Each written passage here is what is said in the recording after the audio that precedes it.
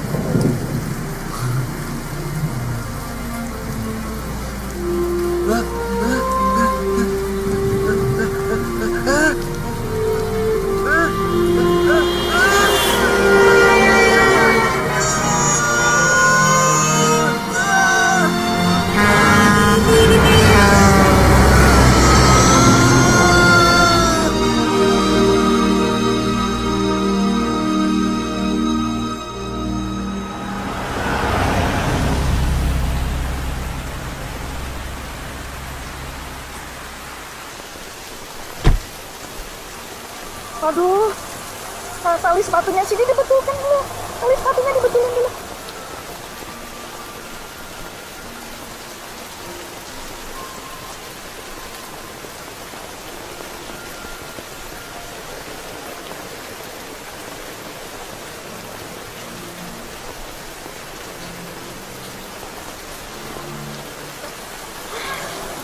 Yang basah ya, Pak.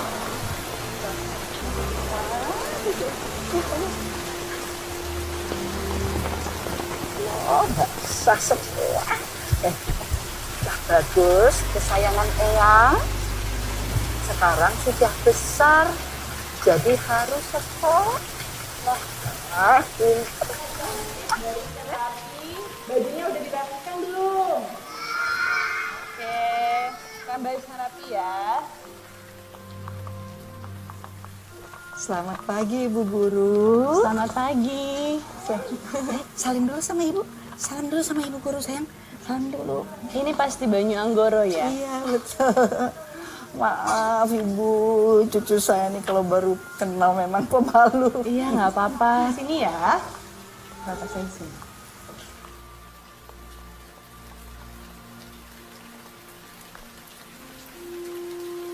Oke, anak-anak, selamat pagi semuanya.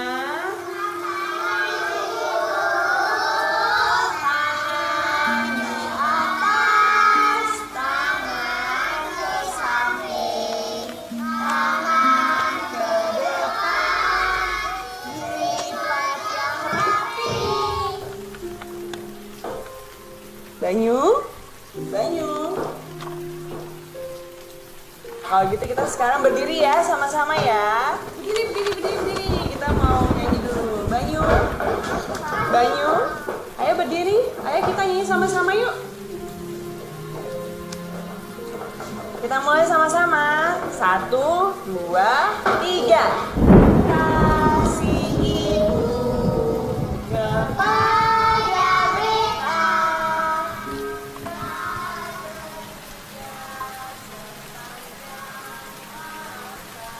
Hujan.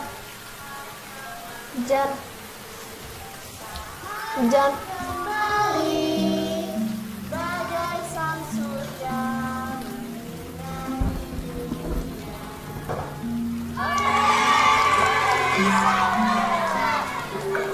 Ayo duduk lagi ya. Banyu. Hujan. Hujan. Banyu.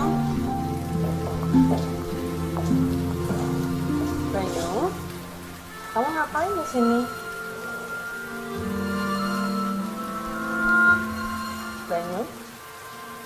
Banyu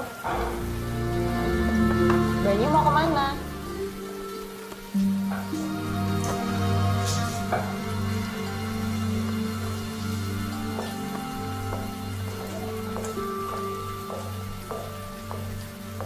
Banyu, ayo kita sekarang nyanyi sama-sama dulu. Makannya nanti bareng sama teman-teman. Ya sayang ya? Banyu, ayo kita taruh dulu makanannya, masukin ke tas yuk. Roti jam 9. Roti jam 9. Roti jam 9. Roti jam 9. Roti jam 9. Iya, sudah. Banyu. Oh, pinternya cucu Eyang dapat bintang. Senang nggak sekolah? Hah? Senang nggak di sekolah? Coba lihat Eyang dulu, lihat Eyang dulu. Besok sekolah lagi ya. Ya, biar pinter cucu eyang ya. Kamu tuh memang hebat, Put. Kalau aku mana sanggup ngurus anak kayak gitu sendirian lagi. Sanggup nggak sanggup, Mbak. Harus sanggup. Ya, kadang aku tuh merasa gagal sebagai ibu. Anak perempuanku kok bisa nggak mau ngurusi dan peduli sama anaknya sendiri. Kayak dia nggak mau terima kenyataan. Padahal Banyu itu kan darah dagingnya tuh.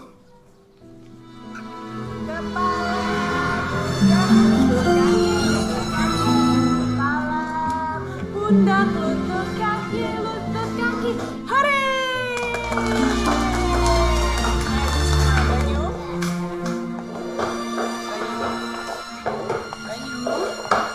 Ayo kita nyanyi dan nari dulu yuk. Banyu, ini legonya kita taruh dulu.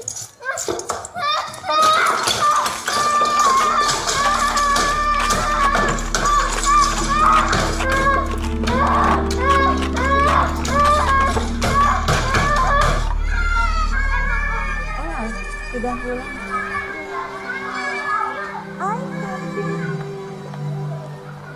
Ai, kamu dapat bintang 3. Ih, hebat ya anak mami ya.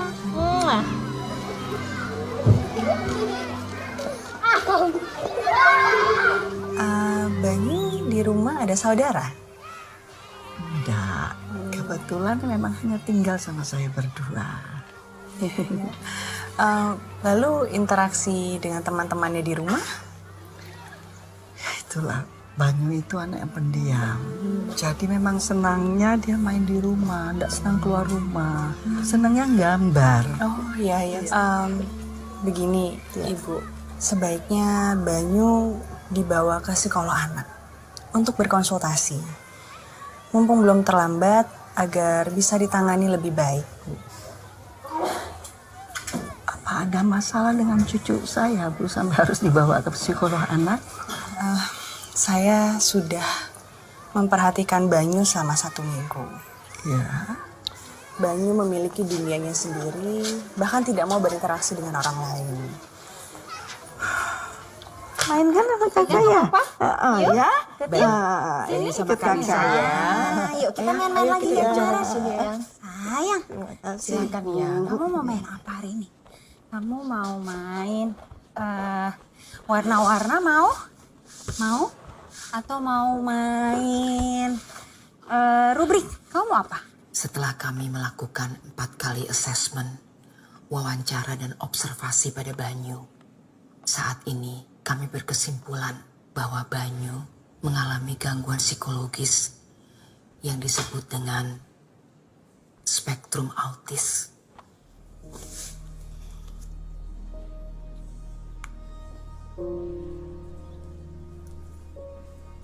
Gangguan psikologis ini ada beberapa penyebabnya. Dari wawancara kita, saya menduga mungkin ada tekanan mental pada Ibu Banyu ketika hamil, karena Banyu bukan anak yang diharapkan pada saat itu.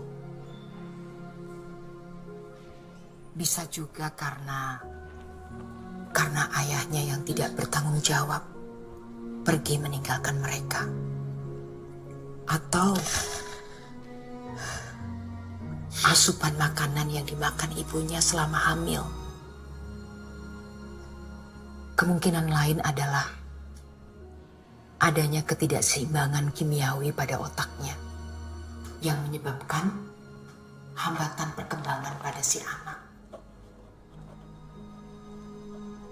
Ya, diikat dulu ini 1. Autis sepertinya mudah untuk didiagnosa, tapi dalam praktek sehari-hari justru relatif sulit buat diagnosa ditegakkan. Seringkali para ahli yang mendiagnosa bisa berbeda pendapat antara gangguan autis, gangguan hiperaktivitas, minim fokus, indigo, hingga gangguan Asperger. Oh, kayak Eyangnya aja ngomong nggak dijawab. Yang bicara harus diperhatikan, dijawab sayang. Sayang Eyang dak? Yuk, nggak sayang Eyang? Ya, Mam dulu. Siapin ya sama Eyangnya ya. Nggak apa-apa, gambar ya harus Mam.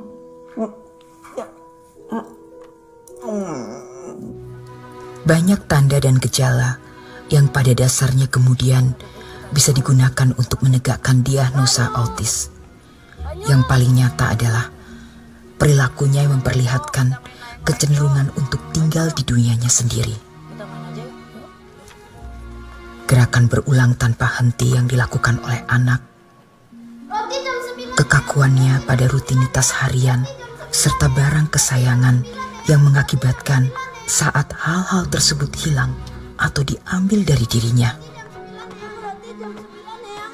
Ia bisa saja temper tantrum atau luar biasa di luar kendali, yang bahkan bisa ia tunjukkan dengan perilaku menyakiti diri sendiri, seperti membenturkan kepala atau menggigit lidah.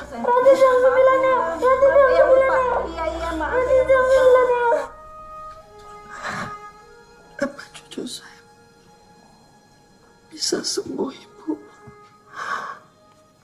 Kami akan berusaha melakukan terapi dan pelatihan yang tepat agar ia bisa mandiri, paling tidak untuk kegiatan sehari-harinya.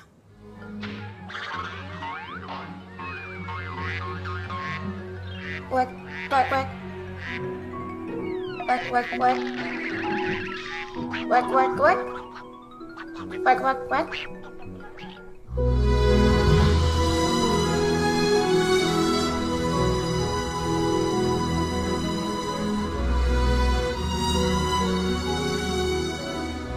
Dari hasil observasi kami, ternyata Bayu memiliki kecerdasan di atas rata-rata.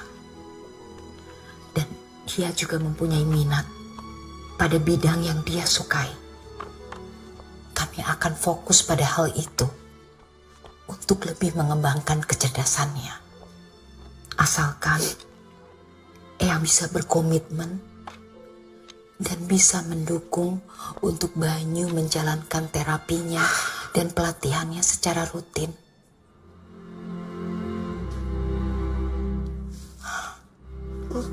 Ya, insya Allah, dengan demikian Banyu bisa pergi sekolah, ke sekolah umum.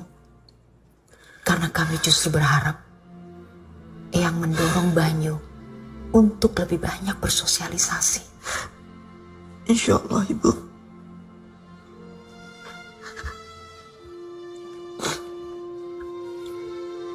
Iya. Banyu, gambar apa sayang? Ini gambar apa ditanya sama ibu? Gambar apa? Oh, Gambar apa? bagus sekali gambarnya. Ada orang, ada ikan. Pinter ya cucu Eyang ya. Pinter banget Eyang ya Banyu ya. Iya kan? Ibu punya sesuatu buat Banyu, Banyu pasti suka. Sebentar ya. Apa ya Banyu ya? Gimana?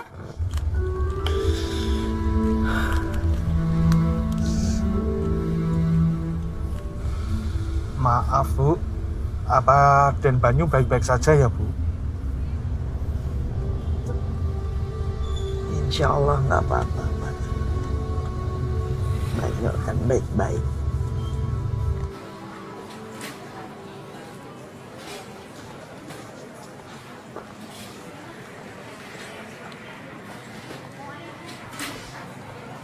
Ayah.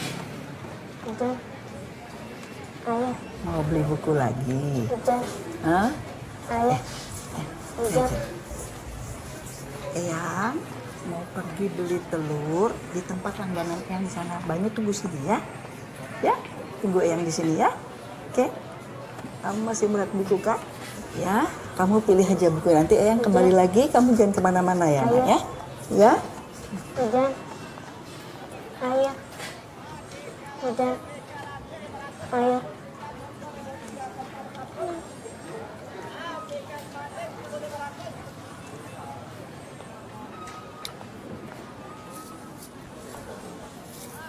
Ya Bu, itu bagus-bagus Bu telurnya Bu. Baru datang kebetulan tadi. Sama kan harganya? Iya. Maaf Bu, saya boleh duluan ya? Monggo. Kayaknya pernah lihat di kompleks. Betul. Sama siapa? Sama cucu saya. Saya sengaja belanja sendiri Bu. Soalnya saya udah nggak percaya sama pembantu. Tukang nyatut. Pak, Iya Bu. Ya. ini ya. Oh iya ya. Ya, Makasih. Sama-sama. Saya duluan ya Bu. Alhamdulillah. Laris.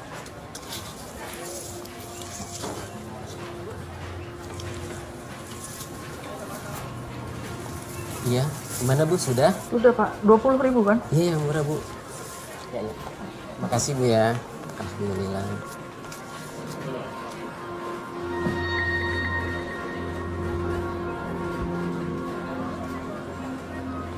Figur gue lu kayak pejabat lu.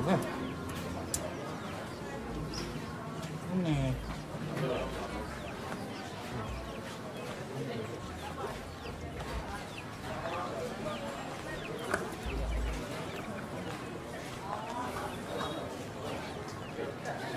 Matiin lampu. Matiin lampu. Siang matiin lampu. Kenapa lu Siang matiin? Mau beli? Mati lampu. Malam nyalain lampu. Ya matiin. Ini lampu dihidupin buat ngangetin anak ayam. Kalau dimatiin ntar kedinginan, bisa mati.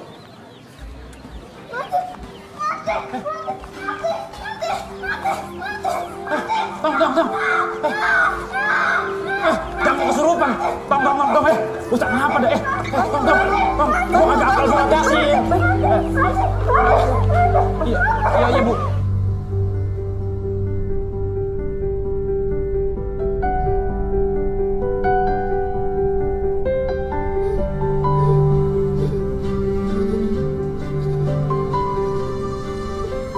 Lihat apa kamu sayang?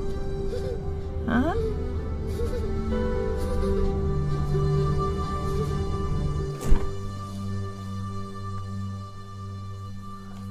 Dalam sewu Ndoro Putri, telurnya hilang semua. Mbok kirane aneh hilang piye sih, Mbok? Hah? Masya Allah. Ya.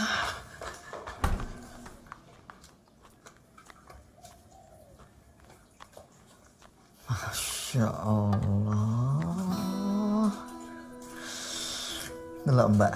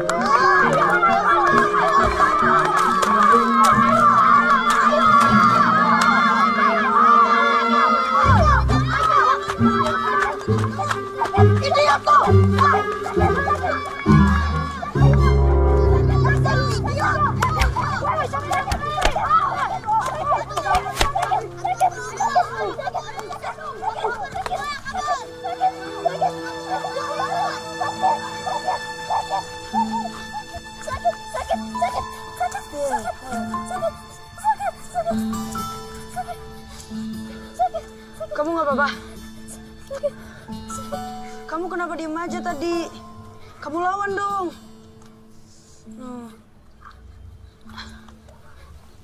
Namaku Radin.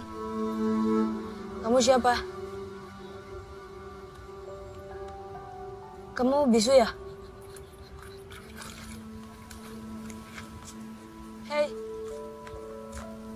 namaku Radin. Nama kamu siapa?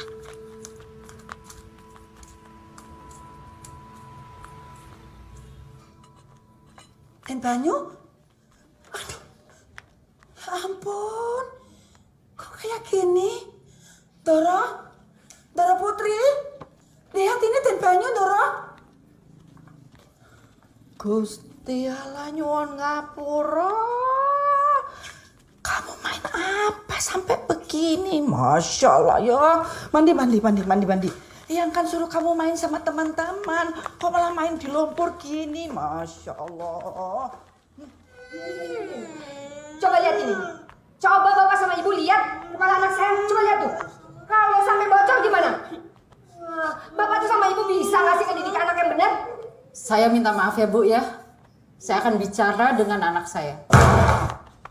Radin. Sini kamu. Ayo minta maaf. Bener ini anaknya yang lempar kamu pakai batu. Ya Allah. Ayo Radin.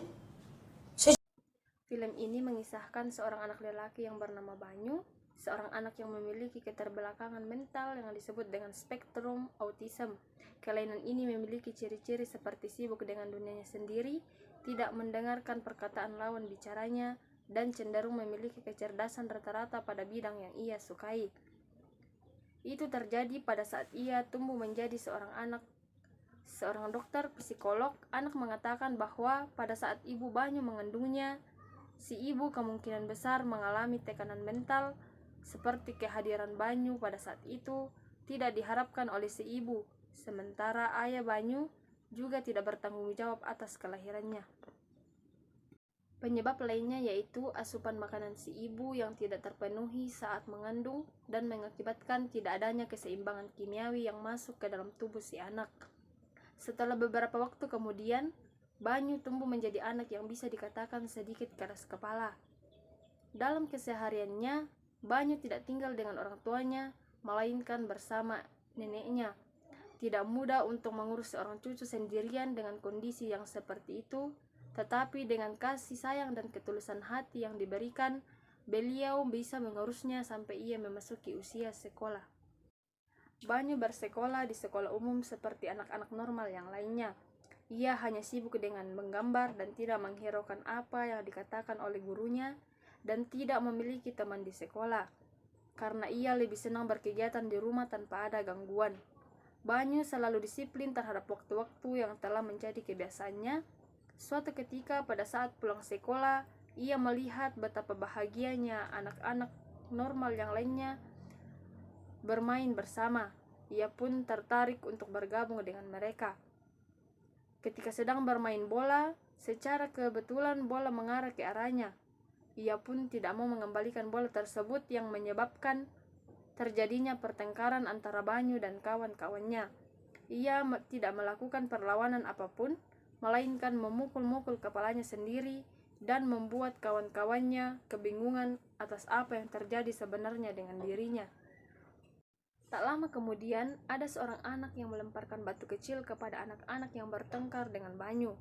Anak itu melempar batu dengan ketapel yang membuat anak-anak tersebut lari meninggalkannya. Banyu pun meninggalkan anak yang menolongnya itu. Anak itu bernama Radin. Ia sepertinya tertarik kepada Banyu untuk dijadikan teman pada saat insiden itu terjadi. Ia mengantarkan Banyu sampai ke rumahnya sambil mengajarkan cara menggunakan ketapel pada saat ia kembali menghadapi pertengkaran lagi. Setibanya di rumah, sang nenek bahagia melihat cucu kesayangannya akhirnya mendapatkan teman yang baik.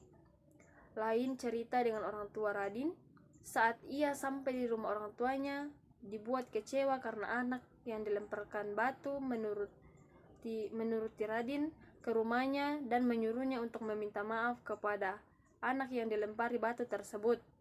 Ia pun tidak mau meminta maaf karena ia merasa tidak bersalah dengan perlakuan yang ia berikan kepada anak itu.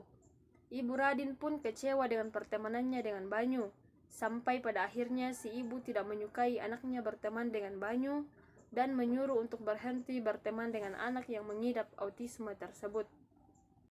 Beberapa hari kemudian, Banyu mendapatkan seorang teman lagi bernama Kinara. Pertemuan ini diawali ketika teman sekolah Kinara mengambil tasnya.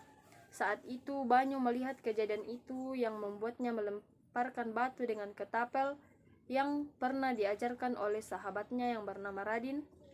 Kinara pun berterima kasih kepada Banyu yang telah menolongnya. Sampai pada akhirnya Banyu memiliki 2 orang sahabat yang selalu mendampinginya saat ia telah beranjak dewasa. Banyu pada saat itu sibuk dengan perlombaan sains di perkuliahannya. Radin pun juga sibuk dengan olahraga basket yang digelutinya. Berbeda dengan Kinara yang tengah berjuang melawan penyakit kanker selaput otak. Kinara selalu memikirkan penyakit yang tengah diidapnya itu. Ternyata hubungan antara Radin dengan Kinara berlanjut ke jenjang yang lebih serius. Akan tetapi, si ibu kurang mengizinkan hubungan itu karena kondisi kesehatan Kinara. Radin mencoba membawa Kinara dan Banyu untuk berkunjung ke pasar malam untuk menghibur Kinara. Setelah berkeliling di pasar malam, mereka pun lapar dan singgah ke restoran terdekat. Setibanya di sana, ada beberapa laki-laki yang meledek Banyu. Sontak Radin merasa kesal dan memukuli mereka hingga ia sendiri terluka. Di saat mereka telah pulang, Kinara menelpon Radin untuk menanyai keadaannya. Namun ibu Radin yang menjawabnya. Ibunya mengatakan untuk menjauhi Radin dan meminta untuk memutuskan pertemanan antara Banyu, Kinara, dan Radin. Selanjutnya ibu Radin pergi ke rumah Banyu menyuruh untuk menjauhi anaknya, tetapi Banyu tidak mau menuruti. Akhirnya terjadilah keributan hingga akhirnya si ibu terjatuh karena didorong oleh Banyu. Radin melihat kejadian tersebut yang membuat ia enggan lagi berteman dengan Banyu. Keesokan harinya, Radin mengikuti turnamen basket. Pertandingan yang berharga itu tidak dihadiri oleh Kinara dan juga Banyu. Beberapa menit kemudian, Banyu tampak menghadiri turnamen itu. Seketika ia dicegah masuk oleh pengawal karena sebelumnya ia membuat kerusuhan pada pertandingan Radin. Banyu melihat Radin yang tiba-tiba pingsan. Radin dibawa ke rumah sakit untuk pemeriksaan lebih lanjut. Dokter menjelaskan bahwa penyakit yang diderita Radin merupakan penyakit jantung yang diturunkan dari ayahnya dan ia pun butuh transplantasi jantung secepatnya agar bisa pulih. Mendengar hal tersebut, Banyu terdiam dan bersedih. Tak lama Banyu memutuskan untuk menjadi pendonor jantung untuk sahabatnya. Pada malam hari ketika semua sudah tertidur, ia pergi ke rumah sakit untuk mendonorkan jantungnya. Sebelum Banyu membuat sepucuk surat yang berisikan I want to give my heart for you untuk Radin, sahabatnya. Ia juga meminta izin kepada sang nenek untuk mendonorkan jantungnya kepada Radin pada saat si nenek sudah tertidur. Di dalam perjalanan terjadilah sebuah kecelakaan truk yang menimpa Banyu. Ia dilarikan ke rumah sakit. Di saat nenek tengah tertidur lelap, tiba-tiba seseorang menelponnya dan memberi kabar bahwa Banyu tengah dirawat di rumah sakit karena kecelakaan. Sontak nenek terkejut mendengar hal itu dan bergegas untuk melihat kondisi cucunya di rumah sakit. Banyu dalam kondisi kritis, namun sang dokter meminta izin kepada si nenek agar secepatnya mendonorkan jantungnya kepada Radin. Sang nenek menyetujuinya dan transplantasi pun dimulai. Nenek Banyu tak bisa menahan air matanya melihat cucu kesayangannya sudah tidak bernyawa dan hanya bisa pasrah dengan takdir yang dipilih Banyu untuk sahabatnya. Beberapa hari kemudian, Radin, sahabat Banyu, sadar dalam kondisi yang lemah dan meminta ibunya untuk mengantarkannya ke rumah Banyu. Sesampainya di sana, Radin, sahabat Banyu, memanggil Banyu dan tidak ada seorang pun yang menjawabnya. Radin pun kembali ke rumah untuk beristirahat sejenak sambil menonton televisi yang menyiarkan pemenang dari kompetisi sains yang diikuti oleh Banyu. Radin terkejut mendengar bahwa Banyu mendapatkan juara pertama dari kompetisi itu serta menjadi pendonor jantung untuk sahabatnya Radin. Ia pun menangis dan tidak percaya dengan berita tersebut dan langsung bergegas pergi ke pemakaman Banyu bersama Kinara, sahabat Banyu yang pada saat itu kondisinya juga tidak sehat karena masih dalam berjuang melawan kanker. Mereka pun berterima kasih kepada Banyu karena telah menjadi sahabat yang baik selama hidup mereka. Dalam keseharian Banyu, ia tidak tinggal dengan orang tuanya melainkan bersama neneknya. Tidak mudah untuk mengurus seorang anak cucu sendirian dengan kondisi yang seperti itu, tetapi dengan kasih sayang dan ketulusan hati yang diberikan, beliau bisa mengurusnya sampai ia memasuki usia sekolah. Dalam film Dancing in the Rain ini, Banyu menghadapi sejumlah tantangan sehari-hari. Ia mengejar impian musiknya sambil berjuang dengan tekanan hidup dan cinta meskipun hujan rintik-rintik. Banyu menemukan kebahagiaan melalui musik dan tarian, menciptakan momen-momen magis dalam kesehariannya. Banyu dalam film Dancing in the Rain ini terlibat dalam serangkaian aktivitas yang mencerminkan kehidupan sehari-harinya, mulai dari latihan musik dan tarian hingga berinteraksi dengan teman-temannya. Banyu mengejar impian musiknya dengan tekun. Selain itu, dia mungkin menghadapi konflik atau rintangan dalam hubungannya dengan orang-orang yang ada di sekitarnya. Cara beradaptasi dengan lingkungan sekitar yaitu menunjukkan kemampuan untuk beradaptasi dengan lingkungan sekitar melalui aksi-aksi kreatif dan positifnya, dan susah beradaptasi dengan orang-orang di sekitarnya. Cara berinteraksi dan berkomunikasi yaitu mereka menggunakan gerakan tubuh, ekspresi wajah, dan dialog untuk menyampaikan emosi dan kegembiraan mereka dalam momen. Dan cara Banyu berkomunikasi yaitu dengan orang-orang yang tertentu saja. Metode atau pendekatan guru yang digunakan dalam film Dancing in the Rain yaitu pendekatan yang inklusif. Dalam mengajar anak-anak dengan berbagai kebutuhan khusus, pendidikan ini melibatkan memperhatikan kebutuhan khusus anak, menghargai keunikan individu mereka, dan menyesuaikan metode pembelajaran sesuai dengan kebutuhan mereka. Selain itu, guru tersebut menggunakan alat bantu melalui visual dan multimedia untuk membantu menjelaskan konsep pembelajaran dan memberikan penjelasan yang lebih mudah dimengerti oleh anak berkebutuhan khusus. Alat peraga yang digunakan guru yaitu alat peraga yang tepat untuk mengajar anak berkebutuhan khusus dalam film Dancing in the Rain berupa musik atau video klip tari dari film tersebut, atau menggunakan bantuan model tari yang membantu anak berkebutuhan khusus untuk mengikuti gerakan tari yang sesuai. Konflik yang terjadi dalam film Dancing in the Rain yaitu membuat artinya semakin menarik dan mempertajam pesan yang ingin disampaikan tentang perubahan dan adaptasi dalam kehidupan. Sebuah solusi yang bisa diambil dari film Dancing in the Rain yaitu bahwa ketika kita mengalami kegagalan dan kesulitan dalam hidup, ada hal yang bisa kita lakukan yaitu untuk terus berusaha dan berkarya, terus mengembangkan kemampuan dari kreativitas kita. Kita tidak boleh menyerah dan terpuruk dalam kesedihan dan keputusan.